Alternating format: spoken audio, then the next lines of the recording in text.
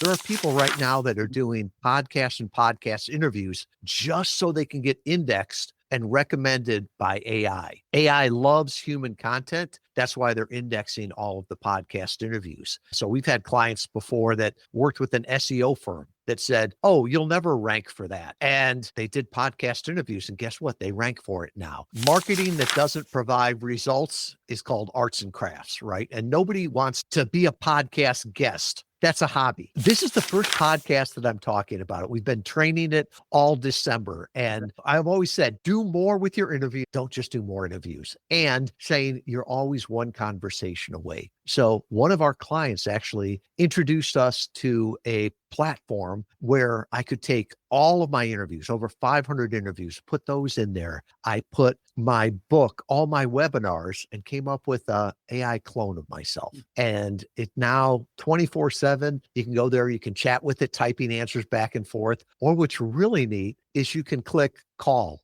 Tom's clone, and you can have a conversation with me. Welcome to the Franchise Freedom Podcast, where you can escape the corporate trap through franchise ownership. Here's your host, Giuseppe Grammatico, the Franchise Guide.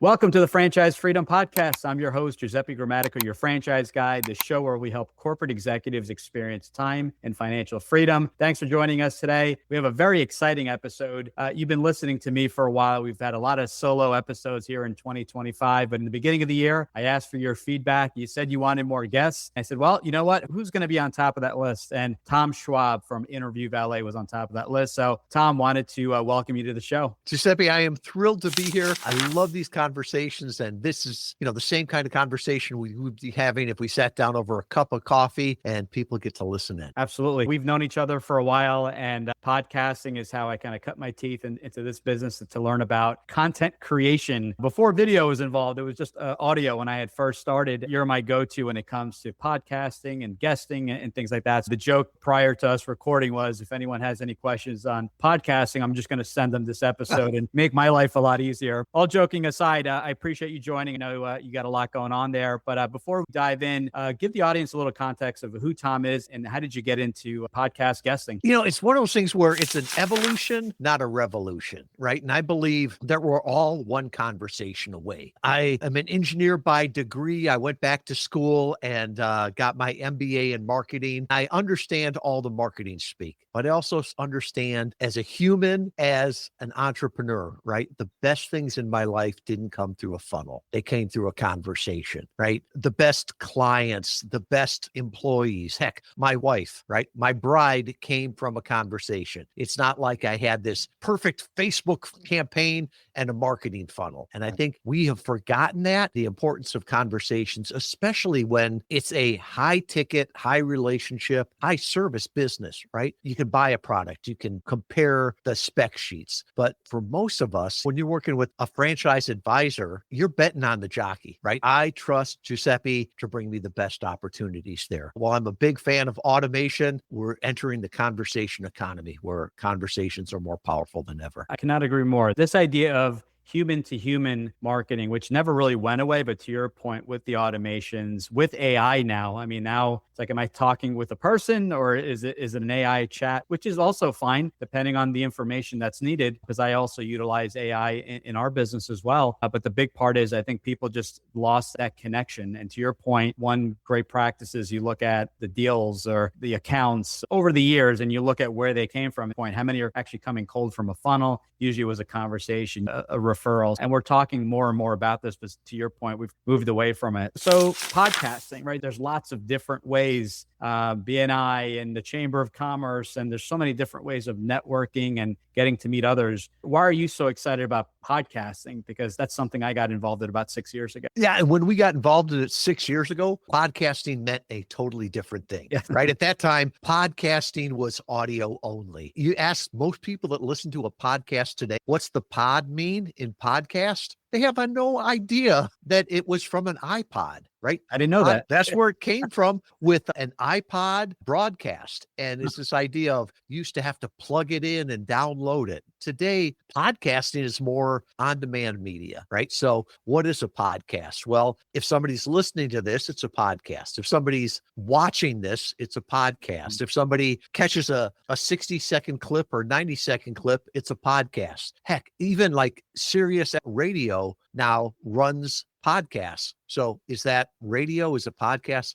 I don't care what you call it. This idea that I just want people to hear me. I think it's one of these great conversational things. I'm a big fan of BNI and in-person networking, but the problem is that it doesn't always scale, especially if your business is beyond a certain geography, right? You've got to figure out a way to connect with your clients. So many times people now are talking quantity or quality, more or better. It's this idea of just post every 15 minutes on social media. Very efficient, not very effective. Or email 1 million people every morning. It's very efficient, but it's not effective to spam them. Like you said, you go to BNI, you get introduced by somebody. There's that transfer of authority. You get to talk with them, and you know that converts, right? It's the quality. But the problem becomes is how do you scale that? And I look at podcasts. Let's dissect this, right? Nobody jumped on here because they saw Tom Schwab, right? You're the thought leader. You're the person that has that authority. By you introducing me, you transfer that authority to me, and you get to talk with people at scale. I sometimes feel guilty as a guest because the host does the vast majority of the work. The guest gets the majority of the benefit. So thank you. Well, you get to do most of the talking. So yes, there's definitely some editing and things behind the scene, but it really depends on the guest. I always say, these questions are open-ended. We don't want to just answer with yes and no and just have a real conversation. Forget we're even recording. I appreciate that. When I first started, I think it was February of 2020, the agency that helped me launch told me I had a face for radio. So I took that until later that year. We went on YouTube and I said, I'm screwed now. We have to change the format. It was nerve-wracking that first year, just getting comfortable in front of the camera. Where am I looking? What's the right lighting? 6 years later, my Squadcast wasn't working. So we're on a different platform. Things happen and you kind of just roll with it. As we mentioned, these are first world problems. These are minor things. This is a couple parts in this question, but a question I get all the time and something I had to figure out when I initially started my journey about 6 years ago was, do I launch my own podcast? Or because there are different strategies and different benefits, I'll be a guest on other people's shows. So can you talk to us about the benefits and if you would recommend both, or if you recommend starting guesting versus launching your own show? And this is a very common question. Should I be a guest or a host? To me, it's what are your goals, right? Should I be an Uber driver or an Uber passenger? Same platform, but it depends on your goals. So being a host is a great way to nurture your current clients, your current prospects. But this idea that if I build it, they will come, that was hard enough in 2020 when you started. Today, it's even harder, right? There's so much out there. So if you've got that following already, being a host is a great way to do it. But being a guest is the great way to go out there and get new exposure, new leads. It's almost like speaking on other people's stages until you have your own there. And the other part with that too is that you get the benefits of all the backlinks, right? For the SEO, you get the authority, you get people mentioning you on social media for other ones. So I'm not sure that it's an either or. I think sometimes it's a both. But what I always recommend to people is make sure you've tried the medium before you launch something yourself. We had one of our clients that told us, and I thought she was perfect on this. She said, I was a bridesmaid before I was a bride. What does that mean? She's like, well, before you plan your own wedding, you've seen it behind the curtain. It's the same way. It looks different than if you're just sitting out in the audience. And she's like, if I had just sat out in the audience of a podcast and then try to launch my own, I wouldn't have been as confident. I would have been able to see what I liked, what I didn't. We work with a lot of podcast production agencies, right? We don't produce podcasts ourselves, but they'll come to us and they call it phase 0. So while they're getting ready to produce the podcast, there's usually about a 90-day period from when you start to when it goes live. They say, go out there and get some reps on other people's podcasts, talk with them, see how they have it set up, practice on other people's stage before you start your own. Yeah, I 7-8 years ago was on my first podcast as a guest. That's how I broke into it and started, to your point, you start experiencing the things you like, the things you don't like. mic. It was crazy because we recorded video, but as you mentioned, it was mostly audio. So just getting used to that, to the conversations, being prepared. Sometimes I felt like I was getting stumped with some of the questions, and, hey, we're here to set everyone up for success here. We're not looking to stump, but let's prepare some questions, maybe some topics that we're going to talk about. It's all an experience. And to your point, the goal is big. I have people all the time asking me, are you getting a lot of leads from your podcasts, a lot of prospects? And I go, you know what? That's the wrong way to look at it. Is that a benefit? Sure, absolutely. You're creating content. But my goal was,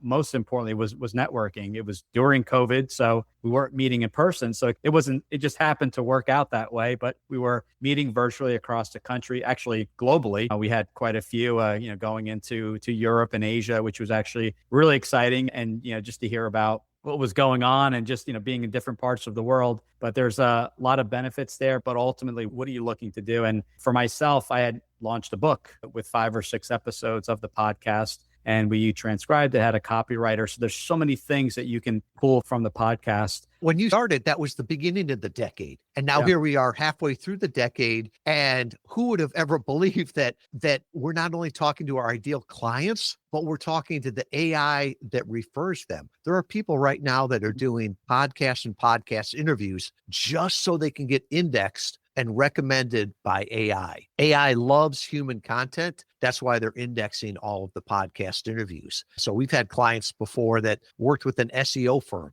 that said, oh, you'll never rank for that. And they did podcast interviews, and guess what? They rank for it now. Our number one referral source as of May 2025 is AI, ChatGPT, Perplexity, Gemini, all the rest of that. And those leads are amazing, right? They know so much about you. There was a study out of Cornell recently that said traffic from AI converts 9 times better than SEO. Because they're not looking at, give me a list of 20 people that are like Tom Schwab. No, they're asking the questions and they're saying the partner that's ideal for you is Interview Valet. So these are exciting times. It's going to be interesting to see at the end of the decade what it looks like. Yeah, it is. And people are searching differently, right? There are people using Google. I noticed that I'm using Google probably about 90% less. I'm on ChatGPT, Gemini. Sometimes I'm comparing if it's something really technical just to see what kind of feedback I'm going to get. It's interesting how, it's changed so quickly, just so fast over the last 12 months. You said 9 times the conversion. I did not know that. That's absolutely amazing. I want to talk about AI, but before we do that, talk to us about a service offering, who your ideal client is, and then some of the things that you're working on. Yeah. So I think the big thing is we're always looking for results, right? Marketing that doesn't provide results is called arts and crafts, right? And nobody wants to be a podcast guest. That's a hobby. We've all got enough hobbies. They want the results that come from that. So what's the results that you want? You want people to know you. You want to build that trust. You want to be known online. You want to be known by AI. If somebody hears you and they check you out, you want them to find you. You want to have all of this content to repurpose. You could launch a book with it, a podcast, grow your social media. All of those things come from this, right? Exposure brings opportunity. But one of the words that I don't use is podcast guesting, because to me, most people use that like public speaking if they just go out and talk to a tree. Right. It's like not a numbers game. It's got to be very targeted. So we look at it more as podcast interview marketing, using data to find the right those, preparing for it, using the best practices to move people from being a passive listener to an active visitor to an engaged lead. What we've seen, what works best is for those people that aren't geographically limited. So you've got a regional or a national audience that you could serve. Ones that it's based more on a service or at least a high ticket offer. We do a lot of nonfiction books, always with the business behind it, right? I don't need to hear you on a podcast to buy a fiction book or a coloring book, right? So it's not a relationship sale. I think the people that do the best are the ones that they sort of feel like they're the best kept secret. They could help so many people if they only knew about them. And Giuseppe, we did a study back in 2024. The vast majority of our clients were introverts. And that struck me. What we found is that there are those people that are the loud, extroverted carnival barkers, right? You get them on a podcast, and the first question is usually, tell me about yourself. And 45 minutes later, it's like we wrap up the interview. Right. Hey guys, thanks for listening. I hope you're enjoying the show. As a thank you for being a valued listener, wanted to offer you a free copy of my book, Franchise Freedom. This book was written back in 2020, and it's my exact blueprint in helping you find that perfect franchise. I wrote it based off my experiences and wanted to pass that along to you. Want to chat today? You can book a call directly on our website, top right side of that screen, and you can schedule a 20-minute call. We'll dive into if a franchise is a good fit, help you get qualified, and figure out what that perfect franchise match may be. So I hope you take me up on my offer. Once again, Franchise Freedom. Download the book today for free or book a call with me directly, and we'll help you bypass all that information you find online. Most importantly, figuring out if a franchise is the right fit, and then figuring out what that perfect franchise looks like. So thanks again for listening to the show, and back to the show. The people that seem to do the best are those practitioners, the experts, those humble heroes that may not be great at that BNI. They may not be great from the stage, but they can have great one-on-one conversations with people. They're not always the best on small talk, but they love to talk about their business and their passion. So those are the people that really, really excel at podcast interview marketing. Love that. So what are the services someone comes to you and says, you know what, I am extremely interested in podcast interview marketing. What's your service offerings? What's requested of me? How much am I doing of the heavy lifting? Great question. One of our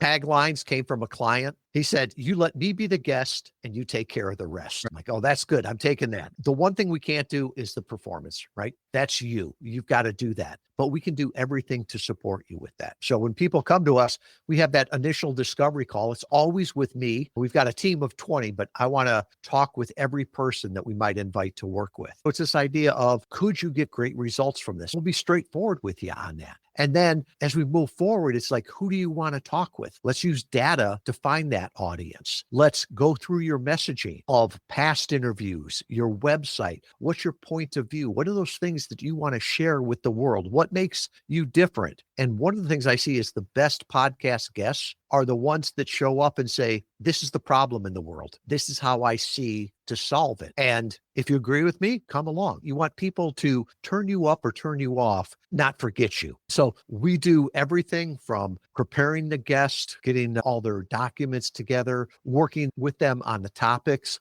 We'll do a walkthrough interview so they're comfortable and confident before every interview. We set the interviews up. We book those. We prep you for them. We've team of 20, all in the United States here. After you do the interview, we'll even listen to the interview afterwards to give feedback so that you're always getting better. We want to make sure that you get more from every interview, not just do more interviews. So we can do the repurposing. You can get a month's worth of social media content from one interview. It's one of those things where we're really focusing on how can you become a category of one? How can you be known? How can you differentiate yourself in the market? Because I think these days of just, well, I'm going to break through the noise, that doesn't work anymore. Right. You want people to know, like, and trust you and see you as the only choice. I like that. There's so many shows out there. There's so many shows that don't pass. You probably know the stat. 10 shows, I think I read somewhere, just kind of give up on it. They expect immediate results. They got into interview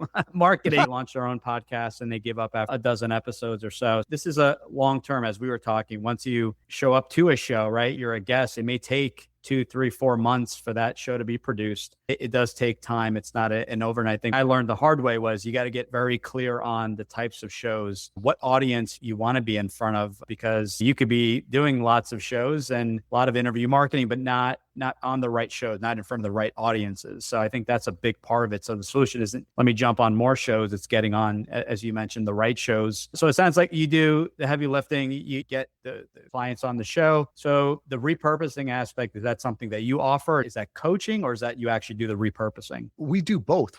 We've got a guide that shows you how to do it, but most of our clients just came and said, I just want to be the guest. You redo it for me. And so we've got a team that does it with excellence. So we do that right after every interview for our clients, if they need that, if they don't have an in-house team for that. Because like you said, we're looking for results. You mentioned the mean time between when you reach out to a host and they invite you scheduled, recorded, edited, and live. It's about 90 days, right? About 3 months. And so clients will come to us or prospects and say, can I try it for a month or two? No, you won't see any results in a month or two. At the end of that first quarter, you'll be having this feeling that, oh, these are great conversations. These are going to work. That second quarter is when they go live and you see the traction you get with them. So that's why our initial engagements are always 6 months, right? Because we want you to see the results with this. And then after that, we go month to month, right? We earn our business every month. We've got clients that have been with us for years and years. We've been in business going on 11 years now. And the oldest client with us has been with us 7 years. That's a good thing, right? If they're staying on something's working, not to put you on the spot, but do you guarantee that the show gets published? Sometimes I've been on shows and the show just never gets published for whatever reason. How do you handle that? We do. And we always, if you want to call it the baker's dozen or the podcaster's dozen, we always get extra shows in there because like you said, there are times where something happens. Right? And I can think of one where the host, she got breast cancer and she stopped her show. Now, it's not the guest's fault. It's not the host's fault, but we want to make sure that if we guaranteed you this number of shows, that we don't have to come back 3-4 months later. So we always pad a couple extra ones in there. But yeah, guaranteeing that you get live shows. So we were hinting about AI and we talked about in the beginning of the episode before we started recording. Talk to us about what you have worked on. Did you clone yourself? You were talking about something with AI. This is the first podcast that I'm talking about it. We've been training it all December. And I've always said, do more with your interview. Don't just do more interviews. And saying you're always one conversation away. So one of our clients actually introduced us to a platform where I could take all of my interviews, over 500 interviews, put those in there. I put my book, all my webinars, and came up with a AI clone of myself. And it now 24/7, you can go there, you can chat with it, typing answers back and forth. Or what's really neat is you can click call Tom's clone, and you can have a conversation with me. Now, it uses a lot less filler words than I do, but it's in my voice. I've been amazed as we've been training it this month, how spot on it is. Now, it's only trained on podcast interview marketing. So if you ask good places to eat in Kalamazoo, you got to ask me that, right? My clone's not trained on that, but I think it's a great way to keep that conversation going. So people hear me on a podcast, right? They probably have some questions. So now they can go there anytime and ask those questions. If they get the information they need, they can always schedule a time on my calendar there too. So I really believe we're coming to the conversation economy. This idea that we had to work through typing or a screen or something like that. I think that was just a small period in time. And I think more and more we're going to conversations. Heck, I even now with AI, I find myself talking to ChatGPT more than I do with typing to it. So yeah, if you want to have a conversation with my clone, you can definitely find that on the website. All right. And I got to ask this question. Who am I talking to? Is this the live Tom Schwab or is this the AI version? Sometimes you don't know if I'm talking to a live person or not, but that's cool. And it's learning, right? I mean, you add another 100 episodes and you're covering different topics and it's constantly evolving, constantly learning. And I love that, especially with these platforms. They're able to do it so efficiently, upload the show and sometimes change up the answers. I really like that. Where can people find this and start talking with your AI version? Go back to interviewvalet.com/franchise freedom. I'll put my AI clone there. You can talk with that. I'll put my calendar link if you want to talk with the one and only Tom Schwab with all the filler words. I'll also throw a copy of my book up there. You can buy it on Amazon, but if you want a free copy, you can get it there too. Love that. And that's the best place to reach you if they want to start reaching out or learning more about your company services. Very much so. Everything's there at interviewvalet.com/franchise freedom. I'll put my social media there. One of the things that we've learned over the last 11 years is keep it simple, right? You got to realize that 70% of people are listening to it sped up. They're working out while they're doing this. They're driving, they're multitasking. So you got to make it easy for them to take the next step and keep the conversation going. Love that. There's so many other questions that I have, and I have such a passion for podcasting. This has just grown my belief for having that personal brand. The personal brand is something that cannot be necessarily cloned. If you are in franchising, if you are in podcasting, if you are in painting, I just had a conversation with a painting franchise. People are following you. They have that trust in you. You have that authority. So no matter what business you get into, I truly feel this is where people shine via their personal brand. This is what stands out. Do they want to hear an AI interview or do they want to hear the live person really giving kind of, this is my advice, this is what's going on? These are changes in the industry. What are the thoughts or what else are you seeing when it comes to marketing? Because I know for myself, and this may be a part 2 down the road, but I noticed that for me, I always have different ways of speaking with new individuals looking at potentially buying a franchise.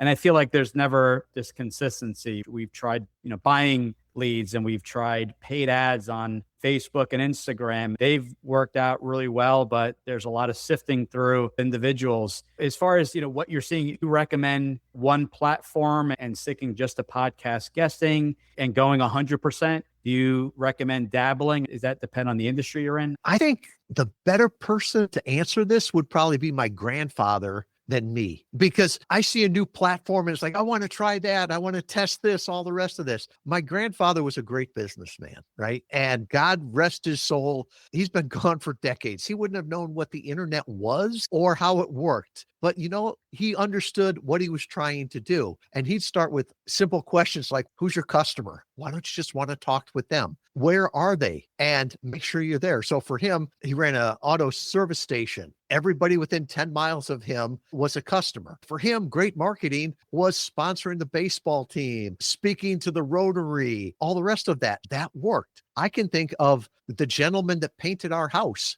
right? He loves working with older people, older than me, retired. He still advertises in a newspaper, like the seniors things. Works great for him. For him, it would be meaningless to be on a podcast or on social media. So I don't think there's one answer of this is where I should be. I think dividing yourself over all platforms evenly is a recipe for failure, right? Do one thing, do it, always be testing. I'm an engineer, so I always say test and keep doubling down. If something's not working, figure out why, just don't do more of it. So I think that's important there too. I think the final one is what works for someone else doesn't necessarily work for you. Figure out what your strengths are, what you can do better than other people. Like I said, I'm an engineer by degree. Writing was not one of my strengths. So to me, writing blogs was like a homework assignment. Right. But I can talk and I like doing that. I always look at it and say, look what you have an unfair advantage of. What comes natural to you? Because those are the things that you'll like and continue to do, right?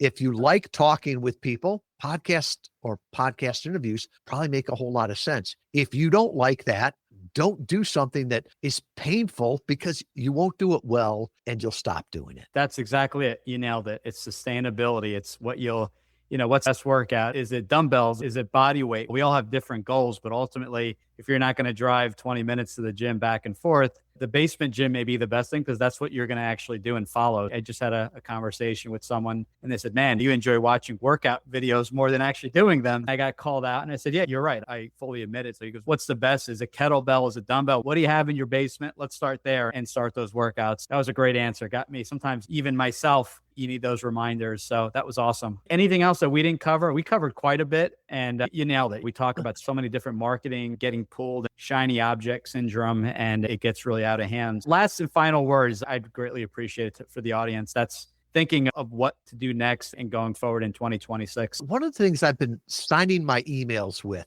and I sign it to encourage other people, but even to remind myself, it's stay strong. The world needs to hear you now more than ever. There's a lot of negativity out there. There's a lot of information. Often I think it's those experts, the practitioners, those humble heroes that need to speak up. People can decide whether or not they listen to you or not, but I encourage people, stay strong. The world needs to hear you now more than ever, and pick the way that you want to do that. Is that being a host, a guest, speaking on stages? You need to speak up to help people because what may be ordinary to you is amazing to them. Love that. That's awesome. Well, Tom, I really appreciate you coming on the show. We're going to include the website and, where to talk with the AI version of Tom. And if you're ready to talk with Tom, I'm sure all the scheduling links and, as you mentioned, the book and everything is there. This has been a great interview. I really appreciate it. I'm always learning. Sometimes we know the answer. We need that reminder because there is a lot of noise. AI, SEO, and it pay-per-click. And it's like my head wants to absolutely explode. I come from the investment space. Just because there's Bitcoin and gold and silver, you don't have to actually invest in all of it. You can pick and choose. And like Uncle Warren Buffett says, invest only in what you understand, not just because the option's there. This this is great. Wanted to wish you and your family a happy holiday. And I think I'm on your show next month. So I'm looking forward to returning the favor. We'll mix in franchising, podcasting, and everything in between. So I'm really looking forward to it. Again, I really appreciate you coming back on the show. Thank you, Giuseppe. And I look forward to continuing the conversation, both with the clone and with you live when you come on the podcast interview marketing show. Sounds great. Looking forward to it. Take care. Thanks for tuning in. If you want to learn how to make the transition from corporate to owning your franchise, join Giuseppe on the next episode. You can also follow on all social media platforms and achieve financial and time freedom today.